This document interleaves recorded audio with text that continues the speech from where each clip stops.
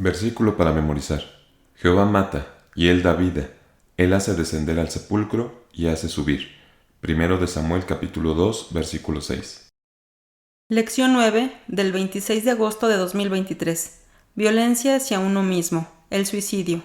Objetivo: comprender que la violencia autoinfligida es un acto que atenta contra los mandatos del Eterno y que además ésta puede dejar marcada a la familia de manera negativa. Lectura bíblica. Primero de Samuel capítulo 31, versículos 3 al 5. Y agravóse la batalla sobre Saúl, y le alcanzaron los flecheros, y tuvo gran temor de los flecheros.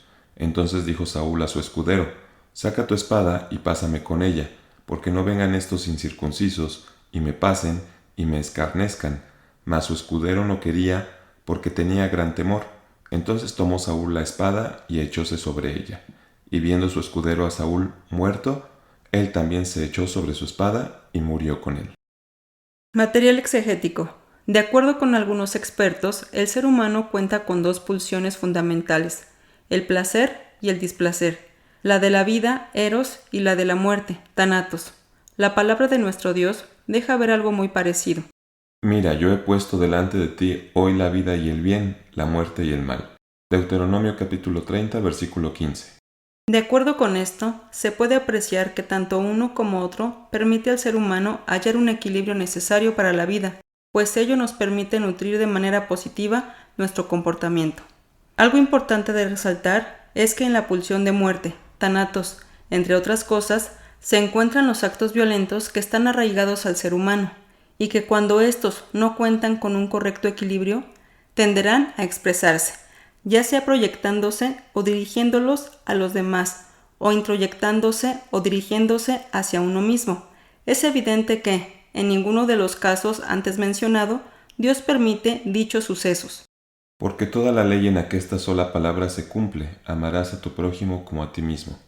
Gálatas capítulo 5, versículo 14. Porque ninguno aborreció jamás a su propia carne, antes la sustenta y regala, como también Cristo a la iglesia. Efesios capítulo 5, versículo 29. Cuando una persona es abusada y o violentada en la infancia, esta experiencia traumática le dejará frustración, enojo, resentimientos, tristeza, depresión, ansiedad, en fin, como se apreció en Deuteronomio capítulo 30, versículo 15. Le dejará mucho mal, y esto solo tendrá dos opciones: sacar ese mal dirigiéndolo hacia los demás, proyectándolo, o dirigiéndolo hacia sí mismo, introyectándolo. En el primer caso, hemos observado que cuando el mal se canaliza a los demás, la persona se convierte en victimario, en agresor o en abusador. En el segundo caso, cuando se canaliza hacia sí mismo, la persona se vuelve una víctima. Existen muchos comportamientos autodestructivos que manifiestan lo expresado en el párrafo anterior.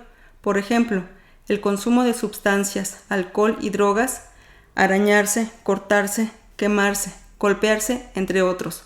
Estos comportamientos afectan de manera terrible al cuerpo, la mente y el entorno social, familia, de quien los padece, y nuestro Dios exige que cuidemos todos y cada uno de esos componentes del ser. Y el Dios de paz os santifique en todo, para que vuestro espíritu y alma y cuerpo sea guardado entero sin reprensión para la venida de nuestro Señor Jesucristo. Primera de Tesalonicenses capítulo 5, versículo 23.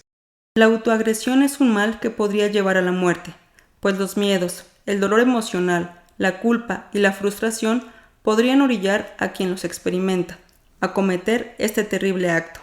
Como se pudo apreciar en la lectura bíblica, el miedo de Saúl a ser torturado por sus enemigos lo orilló a tratar de quitarse la vida. En Judas, por otro lado, es la culpa lo que le hace tomar esta terrible decisión. Mateo capítulo 27, versículo 3. Entonces Judas, el que le había entregado, viendo que era condenado, volvió arrepentido las 30 piezas de plata a los príncipes de los sacerdotes y a los ancianos. En un caso más, al no resistir la frustración, Achitofel decide recurrir a este medio violento. Segundo de Samuel capítulo 17, versículos 14 al 23. Entonces Absalón y todos los de Israel dijeron: el consejo de Usaí Araquita es mejor que el consejo de Achitofel, porque había Jehová ordenado que el acertado consejo de Achitofel se frustrara. para que Jehová hiciese venir el mal sobre Absalón. Dijo luego Husaí a Sadoc y a Abiatar, sacerdotes, así y así aconsejó Achitofel a Absalom y a los ancianos de Israel, y de esta manera aconsejé yo. Por tanto enviad inmediatamente y dad aviso a David, diciendo, no quedes esta noche en los campos del desierto, sino pasa luego el Jordán, porque el rey no se ha consumido, y todo el pueblo que con él está. Y Jonatán y Ahimaas estaban junto a la fuente de Rogel, porque no podían ellos mostrarse viniendo a la ciudad. Fue por tanto una criada y dióles el aviso, y ellos fueron y noticiáronlo al rey David. Empero fueron vistos por un mozo, el cual dio cuenta a Absalom. Sin embargo, los dos se dieron priesa a caminar y llegaron a casa de un hombre en Bahurim, que tenía un pozo en su patio, dentro del cual se metieron. Y tomando la mujer de la casa una manta, extendióla sobre la boca del pozo, y tendió sobre ella el grano trillado, y no se penetró el negocio. Llegando luego los criados de Absalom a la casa de la mujer, dijéronle, ¿dónde están Ahimaas y Jonatán?